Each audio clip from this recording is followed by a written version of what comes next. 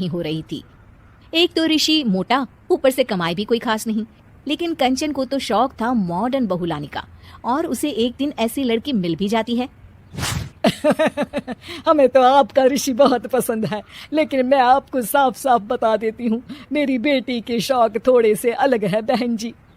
अरे बहन, हमें सब पसंद है।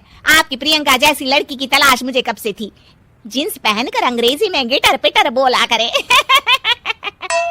अरे बहन जरा सुन तो लो, मेरी बेटी के शौक क्या क्या है। अरे नहीं नहीं बहन, बस लड़की को देख लिया तो सब कुछ देख लिया। आप ना शादी की तैयारी करो, और वो जरा सामान की लिस्ट भी दी है ना मैंने। हाँ बहन जी, सारा सामान शादी से एक दिन पहले ही आपके दरवाजे आ जाएगा। मजा आ गया, मजा आ गया। अब तो बस आप शादी की तैयारी करो। प्रियंका के माता पिता के जाने के बाद कंचन का पति उससे कहता है, अरे भाग्यवान, तुम तो कुछ ज्यादा ही जल्दी दिखा रही थी शादी की। अरे बोलने तो देती, लड़की की माँ क्या बोलना चाह रही थी। अरे आप चुप रहिए जी, कुछ पता भी है आपको, बस मुफ्त में बोले जा रहे हैं। मेरी दोस्त शशि की बहू देखी, लंबी पतली और पढ़ी लिखी, हजारों में कमाई और संस्कारी भी। अरे पर जब वो मेरी बहू देखेगी तो जल भुन जाएगी। लेकिन तुम तो शादी ऋषि के लिए कर रही हो ना, या शशि के लिए? तुम्हारा लड़का कुछ कमाता भी नहीं है, और शरीर भी भगवान की दुआ से फूलता ही जा रहा है।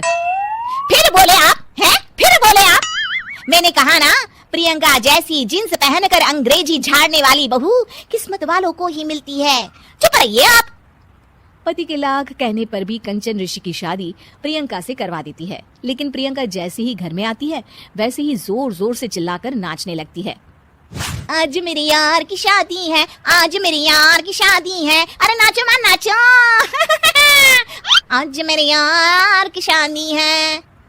कंचन, उसका पति और ऋषि ये देखकर हैरान रह जाते हैं। लग रहा है बहू को शादी की बड़ी खुशी है। हाँ हाँ, बहू क्यों नहीं, हम भी नाचेंगे। अरे नाचो नाचो जी, मुंह क्या देख रहे हो, चलो चलो नाचो, बहू कह रही है। कंचन ये कहकर प्रियंका के साथ नाचने लगती है। ऋषि और उसके पिता वहां से चले जाते हैं। अगले दिन कंचन अपनी सहेलियों को प्रियंका से मिलवाने के लिए घर बुलाती है, जहाँ शशि भी आती है। अरे शशि, कैसी हो? मैं ना तुम्हें प्रियंका से मिलवाती हूँ। अरे सच में बहुत ही एडवांस सोच की लड़की है, कितने मॉडर्न ख्यालात है उसके, पता है तुम्हें?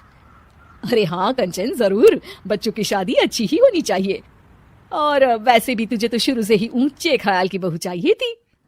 तभी कंचन की सहेली कहती है, अरे कंचन बुलाओ ना प्रियंका को, हम भी मिल ले। अरे बहू प्रियंका, जरा बाहर तो आना। कई बार आवाज देने के बाद भी प्रियंका बाहर नहीं आती है, तो कंचन को बुरा लग जाता है। वो उसे लेकर बाहर आती है, लेकिन ये क्या, प्रियंका लड़खड़ाती हुई बाहर आती है और उसके हाथ में शराब की बोतल होती है।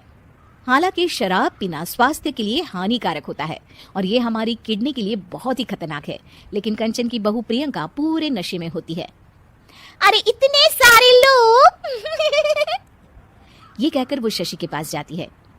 आंटी जी, पत्ते खेलेंगी, पत्ते। अरे दूर हो, दूर हो, तुम्हारे मुंह से तो शराब की बदबू आ रही है। अरे कंचन, माना तुम्हें मॉडर्न बहू चाहिए, लेकिन आधुनिकता का मतलब ये तो नहीं ना।